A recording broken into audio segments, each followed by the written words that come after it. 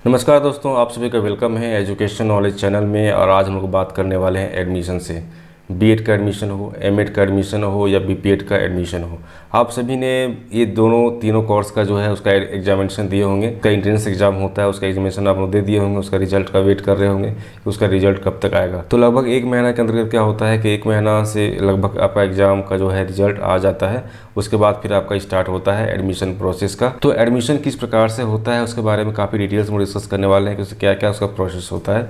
साथ में किस प्रकार से वो काउंसलिंग करवाना होगा, इसके बारे में काफ़ी डिटेल्स में डिस्कस करने वाले हैं कि उसका प्रोसेस किस प्रकार से होता है। इस चैनल में तो फर्स्ट टाइम आए हुए हैं तो इसका टेलीग्राम ग्रुप है, इसको ज्वाइन कर लीजिएगा। इसका लिंक आपको डिस्क्रिप्शन बॉक्स में मिल जाएगा, या फिर इस क्यूआर कोड को भी आप स्कैन करके यहाँ से ज्वाइन कर सकते हैं।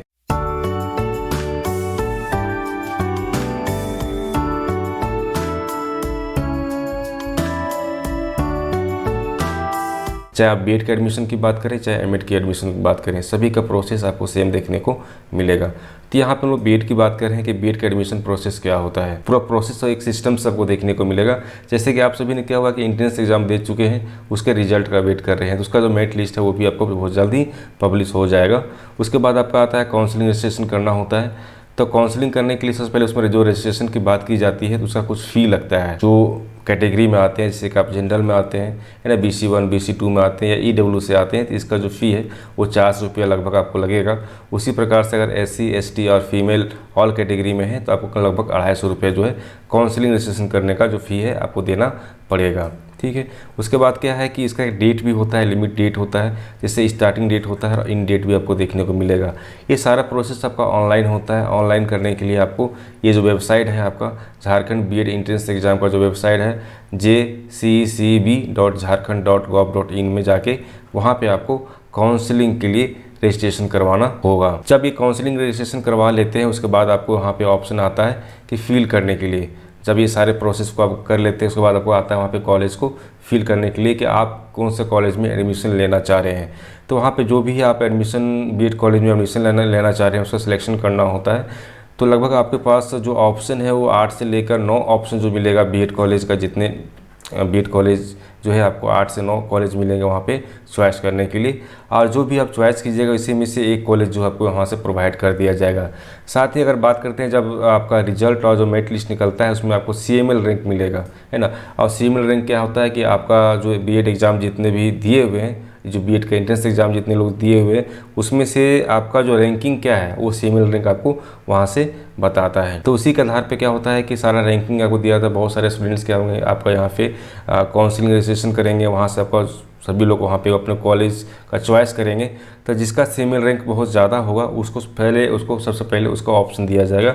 उसके बाद फिर उसके आगे नेक्स्ट करते हुए उसका पूरा प्रोसेस में आता है। तो आपका जिस प्रकार का CML रैंक है उसी आधार पर क्या होगा आपको बीएड कॉलेज का जो सिलेक्शन करना होता है। तो लगभग 8 से लेकर 9 आपका बीएड कॉलेज मिल जाएगा जहाँ पे आपको सिलेक्शन करने का ऑप्शन दिया हुआ रहेगा। अब जो भी चीज़ आप सिलेक्शन यहाँ पे करेंगे उसके बाद आपको यहाँ पे नेक्स्ट स्टेप करना पड़ेगा। उसके बाद आपको यह मिलेगा सीट अलॉटमेंट लेटर मिलेगा वहाँ से। इसका जो डाउनलोड कर सकते हैं इसी वेबसाइट से, जिस वेबसाइट से आप फॉर्म फिलअप किए थे, झारखंड बीएड एंट्रेंस एग्जाम जो है आप दिए थे, तो उसका जो वेबसाइट है उस वेबसाइट पे जाके वहाँ पे आपको वहाँ से सीट अलॉटमेंट लेटर जो वहाँ से आपको डाउनलोड कर लेना है। आप जैसे वहाँ पे डाउनलोड करेंगे तो उसके बाद वहाँ पे आपको एडमिशन इन अलॉटेड जो कॉलेज है वहाँ पे आपको जाना है। और वहाँ पे जाने के बाद जो भी पेपर है उस पेपर का डॉक्यूमेंट का वेरिफिकेशन करवाना होता है। तो पेपर का जो वेरिफिकेशन डॉक्यूमेंट वेरिफिकेशन करवाना होता है उसके लिए आपको एक प्रोसेस को गुजरना पड़ेगा कि उस सब कॉलेज का अपना अपना एक होता है कि हम किस प्रकार से अपना डॉक्यूमेंट वेरिफिकेशन करवाएंगे, उसका कुछ रहता है। लेकिन उसके बावजूद भी क्या है कि आप जो CML रैंक और जो एडमिट कार्ड आपका दिया हुआ रहेगा वहाँ पर भी आपको बताया जाएगा कि आपका जो एडमिशन हो रहा है उसमें किस किस पेपर की रिक्वायरमेंट होती है, वहाँ पर भी आपको देखने को मिलेगा, है ना। तो जो भी आप डॉक्यूमेंट वेरिफिकेशन की बात की जा रही है आपको जो कॉलेज मिलेगा, जो सिलेक्शन कॉलेज आपको मिलेगा, वहाँ पे जाके आपको पेपर का वेरिफिकेशन करवाना पड़ेगा। और वहीं पे क्या होगा आपका एडमिशन का प्रोसेस स्टार्ट होगा।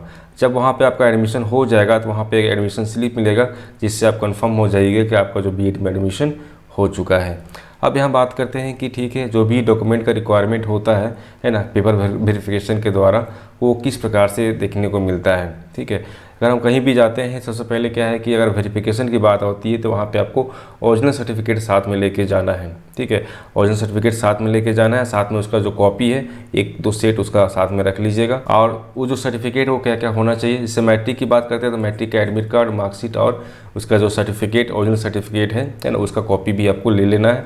उसी प्रकार से इंटरमीडिएट का है एडमिट कार्ड, मार्कशीट और उसका जो सर्टिफिकेट है उसको ले लेना है।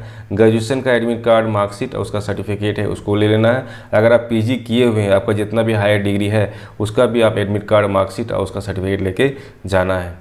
आप अगर पीजी किए हुए हैं, अगर बीएड ग्रेजुएशन के बाद अगर पीजी किए हुए हैं तो उसका माइग्रेशन, या फिर ग्रेजुएशन किए हुए हैं तो उसका माइग्रेशन और सीएलसी का जो ओरिजिनल डॉक्यूमेंट है उसको लेके जाना है, क्योंकि ये आपका वहाँ पे ओरिजिनल डॉक्यूमेंट की ही रिक्वायरमेंट होती है। फिर वहाँ से आप पास कीजिएगा तो फिर से वहाँ से आपको माइग्रेशन और वहाँ पे आपको सीएलसी मिल जाएगा।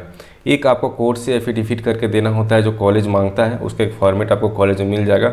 वहाँ से आप एक फॉर्मेट ले लीजिएगा, उसके बाद आप कोर्ट में जाके उसको एफिडेविट करवा लेना होता है। एक फिटनेस सर्टिफिकेट की भी रिक्वायरमेंट होती है। जब आप वहाँ पे एडमिशन लेने के लिए जाते हैं तो वहाँ पे एक फिटनेस सर्टिफिकेट की रिक्वायरमेंट होती है, तो भी आपको किसी भी हॉस्पिटल में जाके वहाँ से एक फिटनेस सर्टिफिकेट आपको बनाना होगा। और पासपोर्ट साइज़ फ़ोटो जो है लगभग आपको 8 पीस जो है आपको लेके जाना है। फ़ोटो जो है कॉलेज में रखा जाता है, कुछ फ़ोटो आपको वहाँ पे लगाना होगा, चिपकाना होगा जो form fill up admission form fill up करेंगे उस समय। तो ये पूरा का पूरा प्रोसेस था आपका बीएड एडमिशन से संबंधित।